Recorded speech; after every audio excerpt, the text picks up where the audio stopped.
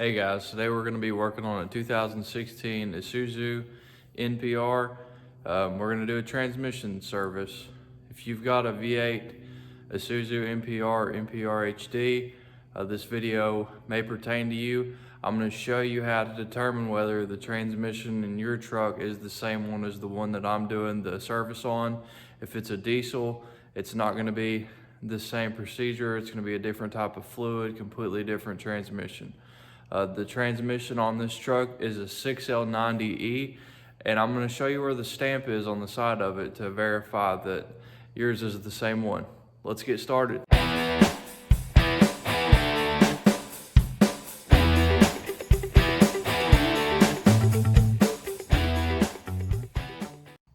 If you come around here to the driver's side, if yours has this stamp right here, the 242-63936AL380, this is a 6L90E transmission. The pan's held on by 18 10mm bolts. So we're gonna get some tools and a pan. Go ahead and drop this pan down. Whenever you're dropping this pan out, you can remove the exhaust if you want to. I never do. You can get this pan down without removing this, the way it's contoured and goes up over. You can just tilt it down and work it out. You're gonna get fluid all over the place. It's a messy job. If you dump fluid on top of the exhaust pipe here, it's not a huge deal. Just spray it off the brake clean. But the way you can direct the fluid out of the other side is whenever you're taking these bolts out, whenever you start seeing fluid, you can press up on the bottom of the pan. If you loosen this side and you remove the bolts off this end, then whenever you drop it, that pan's gonna be caught and it's gonna dump the fluid out of the side away from the exhaust pipe. It'll dump, I don't know, that much fluid down off the pan.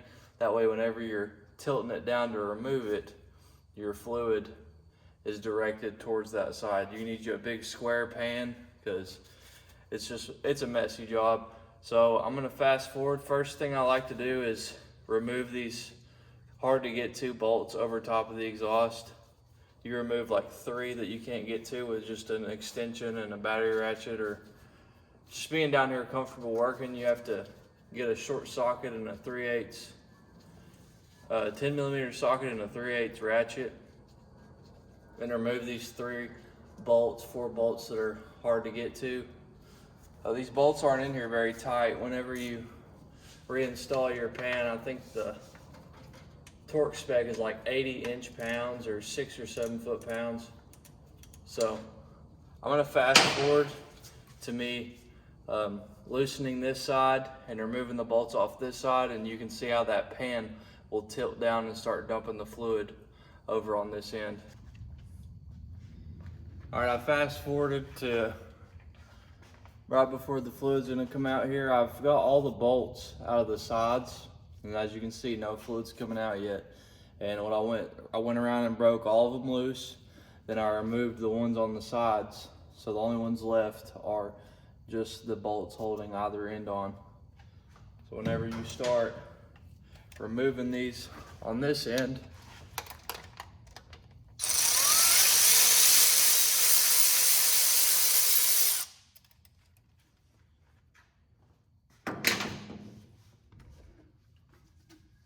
it will dump out away from that exhaust.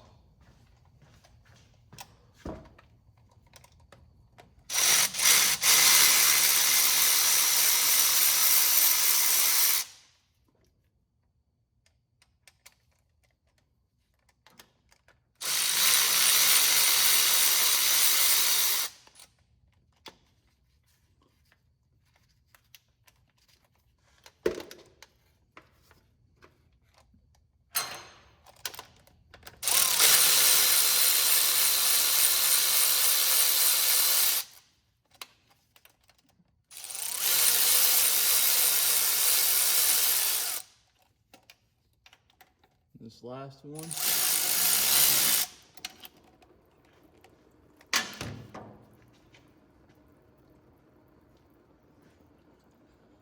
And then you can just let it drain out, and whenever it gets to a slow drip, you can slowly take this last bolt out on this side, you're just draining enough fluid. That way, whenever you go to take the pan down, you're not taking a bath in this trans fluid. When it stops draining out in that position, the way I do it is I get my ratchet and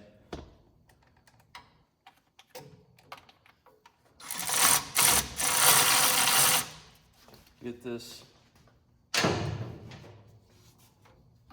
bolt right here out. Should have done this in the beginning. I missed one of the bolts over top of the exhaust.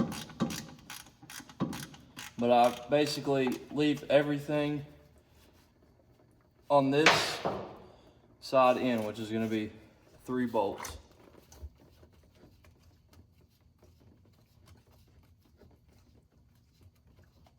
And you can see how I'm pushing up on the center of this pan.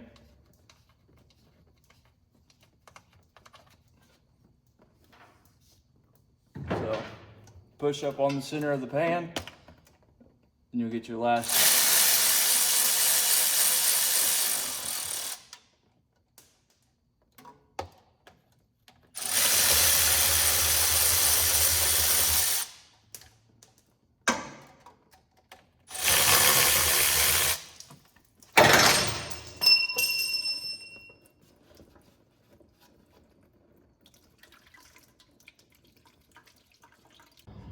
Once that stops dripping and you get your pan over to the washing station, you can go ahead and pull your filter out. This filter's this black square right here, the neck going up straight through the bottom of the trans. You just pull straight down on it.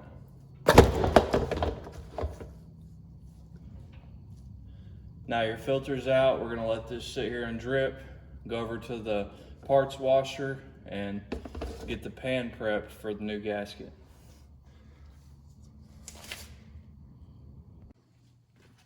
What I like to do is take my old gasket off and set it down somewhere like on top of the trash can in the exact same way that I took it off. That way I can compare it to my new gasket, make sure that it's got 18 bolt holes, and that way I put it back on the exact same way.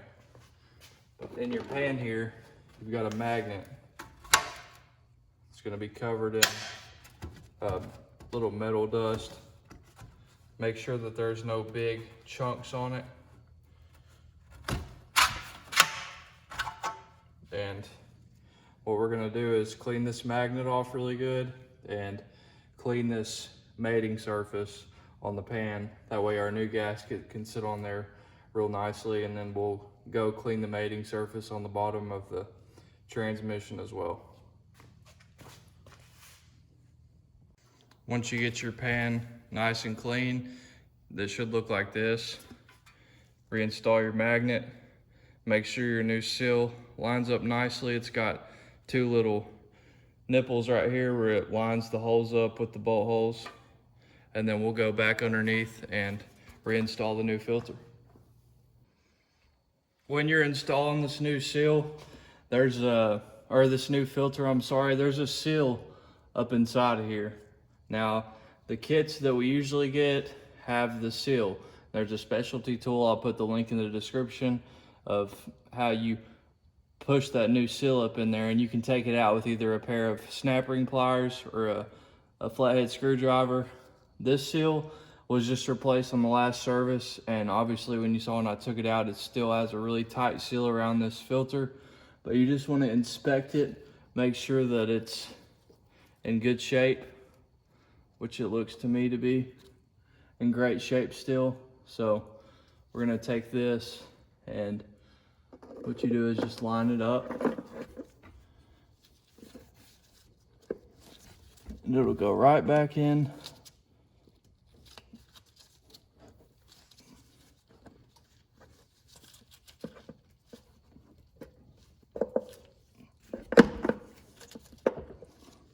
Just like so. And there's a little square part on the filter right here, and you'll know if you're off a little bit because the filter won't be setting flat. There's a little resting spot for it right in the middle of the transmission there, but just make sure it's seated up in there good. Then we'll get a rag with a little bit of brake cleaner and clean this mating surface off all the way around and reinstall our new pan. Once you get the bottom of that cleaned off, get your clean pan.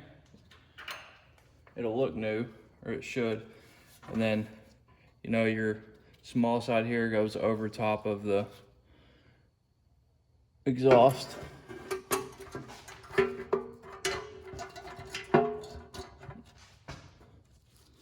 Just get your corner lined up.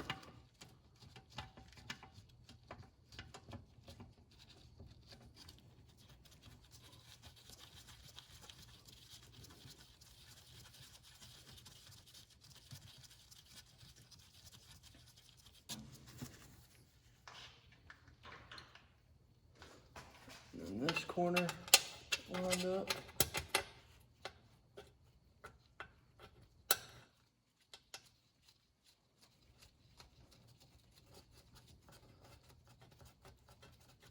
I usually just go around and put 4 in each, or put them in the 4 corners of the pan. And there's a tightening sequence to these 18 bolts. And here's a picture of what that sequence is.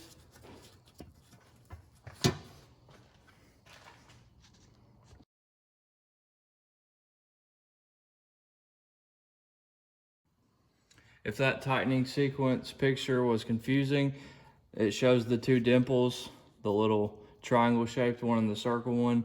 So bolt number 1 would be right here, your 3rd one in, and then you jump over the other side. Do your 80 inch-pounds on your torque wrench, follow the sequence, and then I always go around in a circle and check all my bolts. I've already torqued all these down, so I'm gonna clean the exhaust off where I spilled transmission fluid on it, and then we're gonna go up top and fill it up with new Dextron 6 transmission fluid. The final step's gonna be come around to the passenger side, remove your transmission dipstick. That's where you're gonna fill it at. And you need to fill it with Dextron 6 automatic transmission fluid. And the capacity is 6 quarts.